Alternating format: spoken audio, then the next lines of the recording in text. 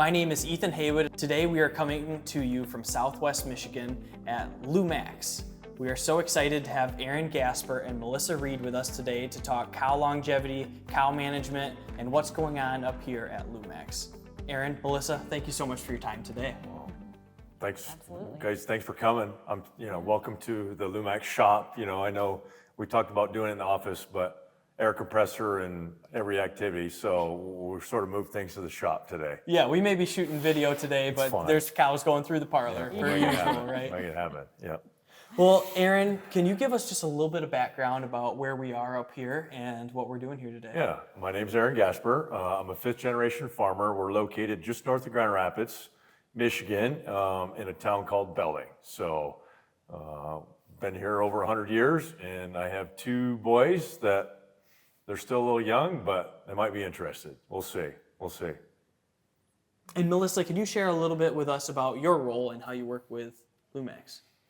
So I have been working for CentralStar now for about 10 years. I've had the pleasure of working here with Lew-Max Dairy for the last two.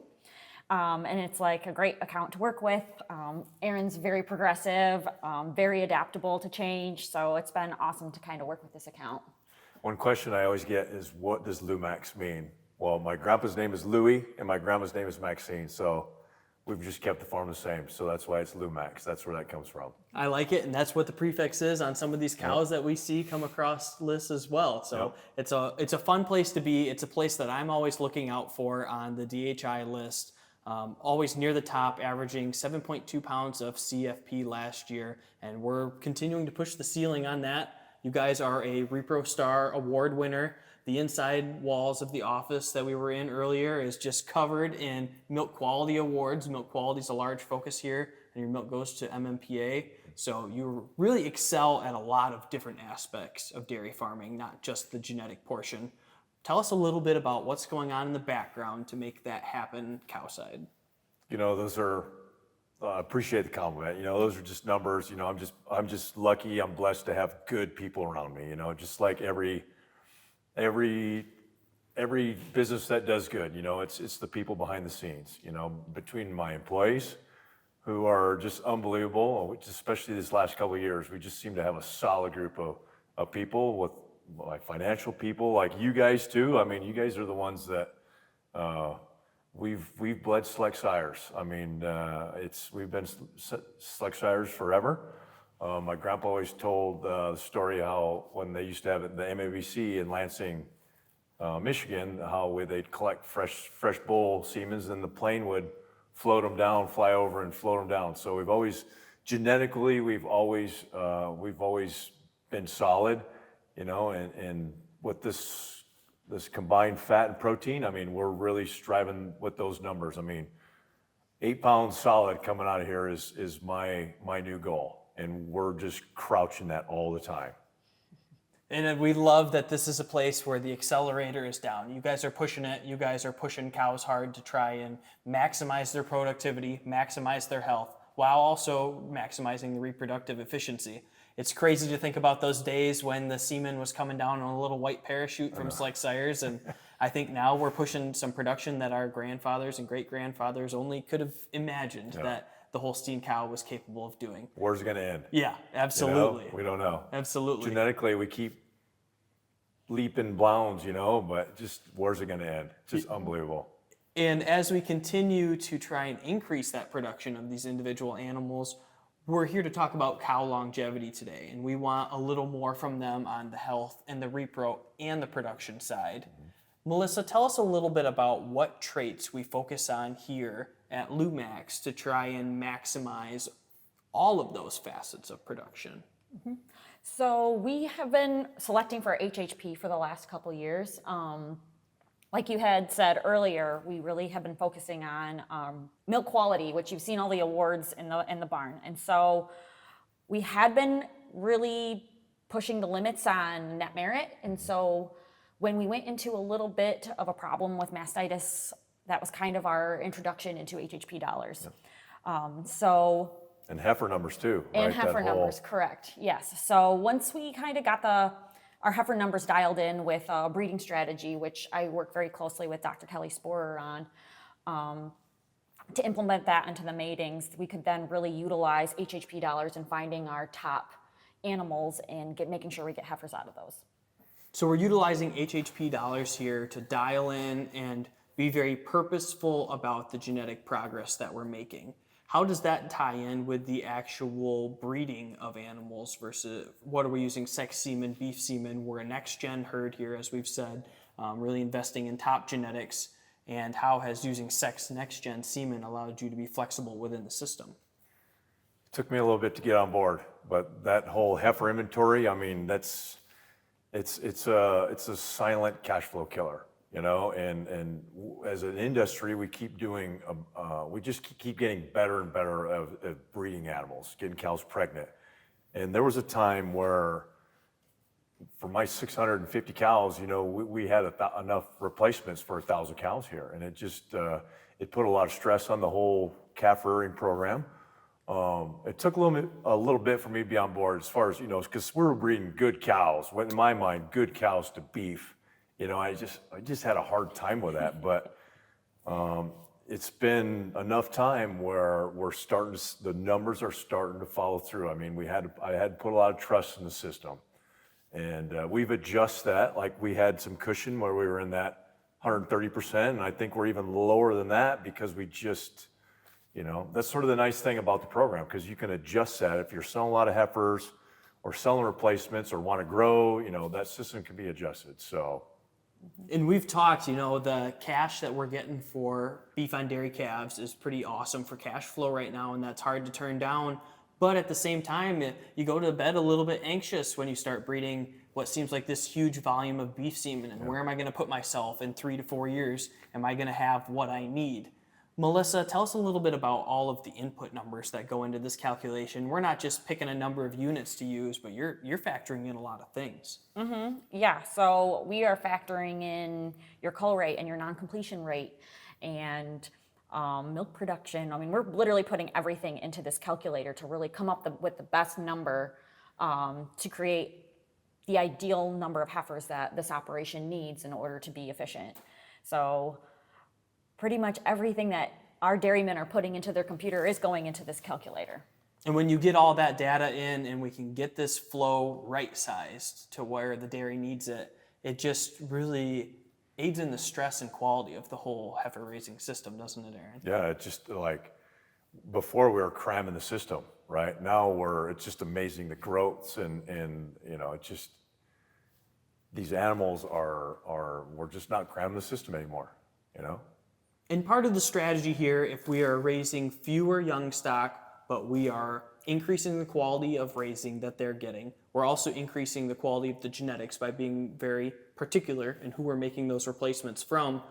We like these cows that we're making. We want them to hang around a little bit longer. To you, what does a cow need to be able to do in order to hang around in the herd as a productive member for a little longer? So longevity, right? I mean, the quality of milks, first and foremost, has to be there, and the amount of milk, obviously. But, you know, it's just sort of fun seeing these cows with good udders, good feet and legs, and taking care of them, and they'll last a long time. The program has really helped us to do that.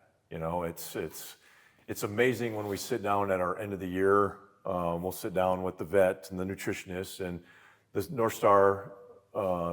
CentralStar team, and we look at those genetic figures. And at first I was a little leery on that in the beginning, but to look at my top 25% and my lower 25%, it's just amazing. There's like almost 2,000 pounds of energy corrected milk there.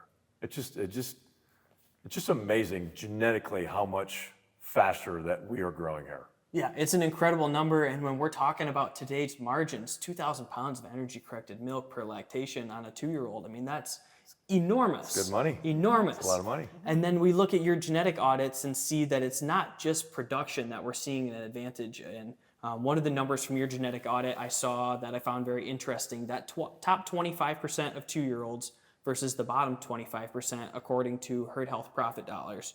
It was 1.5 services per pregnancy on the top quarter versus 2.0 on the bottom quarter. And that's still a great number, but when we're looking at the cost of goods, the cost of shots, the cost of labor, and the cost of days open, I mean, that's a huge number. What does a half of service mean to you? Yeah, and you can roll that down to the other health traits, you can just keep moving that, following that suit. And between my cull rate on my top and my bottom, there's a big number there. It's worth looking at. And it's a very rewarding thing to sit down and look at these numbers at the end of the year with your team to see all of these little things that you guys are so particular about every day of the year. It makes a difference and allows genetics to express themselves. Well, Melissa, like the team is what makes that happen. I mean, like I said, we've been involved with Select Sires for a long time, and it just makes it's one less job that I have to worry about. Right. We live in such a fast-paced industry, especially the genetics game. You've got to have somebody like Melissa on your team to be plugged into that 24/7. Yeah. And Melissa is a great cow person. She's looking at those genomic values on paper, but she's also looking at families, and she's out walking your group of cows, making sure that what we're doing makes sense for your particular group of cows. And the CentralStar team and the other cooperative teams just do such a great job at being plugged in on that. And it really is a partnership relationship to try and get a straw of semen into a cow at the end of the day. So true. As we progress forward, what do either of you see as areas you want to focus on improving, both health-wise or production-wise? Where is the next goal that we're setting for Lew-Max? We're going to keep pushing the envelope on picking out the highest HHP sires that we can, and really pushing for more combined fat and protein and daughter pregnancy rate to keep kind of us moving up. It's really fun especially starting to see some of these next gen ones come around, starting to milk and how they look, and it's going to be really fun the next move forward. Yeah, absolutely. It really And is. it really is a fun farm to both sit down and look at what some of these cows are doing on paper. I mean, from some of these young 2-year-olds that take off like rockets, as well as some of the gold medal dams that are still out there in the barn, working very hard, and just to walk cows physically here. I mean, just a herd with immense width and strength and power and capacity, and cows that are built to do the job that they're being asked to do is pretty cool. So we really applaud the selection and the breeding of the cows that you guys have in the barn. As we continue to move forward, we continue as a company to focus more on health traits, and this data continues to get better and better. We continue to learn more. How are you coupling any health trait selection with your management? You know, what technologies are you using to help manage health on the farm side? So yeah, it's been a goal. We're getting closer and closer, but it's been a goal to get under 100,000 somatic cell, right? You know, and I think genetic plays a role in that. You know, I remember the days where we were over 250, over 300. You know, so it's taken a while. You know, we're cleaning things up, but that's one of the goals that we're like. I would love to get under 100,000. We'll get some popping through every so often, but we're probably average about 130, 140, so we're close. But it just seems like the carrot's just right there. And that's one of the things that makes us so excited about these young 2-year-olds coming in that were selected off of herd health profit dollars. The mastitis resistance and somatic cell score portion of that formula, we're excited to really see that pop off and kick that down here. Well, that's the neat part, is like, where's it going to end, right? There's already some information on displaced abomasums and some other health traits that are coming down the pipe. So it's just going to keep getting better. Yeah, and as labor becomes more expensive, antibiotics, drugs become more expensive, and cattle become more expensive. I mean, our production and raising costs are increasing.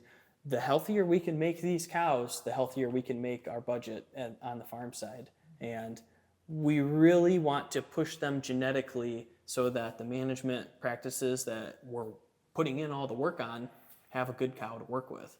And it's really cool to watch you guys here do a really good job with cow side health and individual attention to cows. What do you tell your team to get them to buy in on that focus of we need to take care of individual cows here? Yeah, it's what pushes us forward, right? It gets us better, right? From not only a financial standpoint, but just being a good dairyman, right? It's just all part of the circle of taking care of those animals. They'll take care of you. It's pretty simple. You know, I say it's simple, but it's a lot of work that goes in to make that happen. And my guys they do it. We're pretty detailed here. Like I can be sort of anal a little bit about that stuff, but we're a pretty detailed farm, and the details matter here, and I think that's what sort of sets us apart. And my guys make it happen. They know. Yeah, I think the detail-oriented team here makes a huge difference with a lot of other things you guys are already doing right to raise you up to the cream of the crop. Melissa, what other things do you see Lew-Max focusing on here, either genetically or management-wise, that you think really helps set them apart from some other herds? Well, something that I noticed with Aaron when I started working here is that he treats every person that walks onto the farm kind of like a friend, like a family member. And so it kind of makes you feel like your job is important. And so I think that that's really why everyone here really is so dead set on getting those details dialed in. So I think from a management standpoint, that's really what Aaron is doing different that sets him apart from a lot of my other dairymen, is just really making everyone feel important.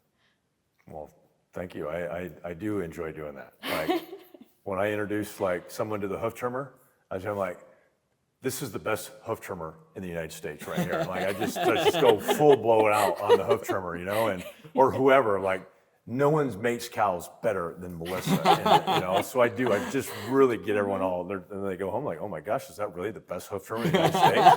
You know, so it's sort of fun.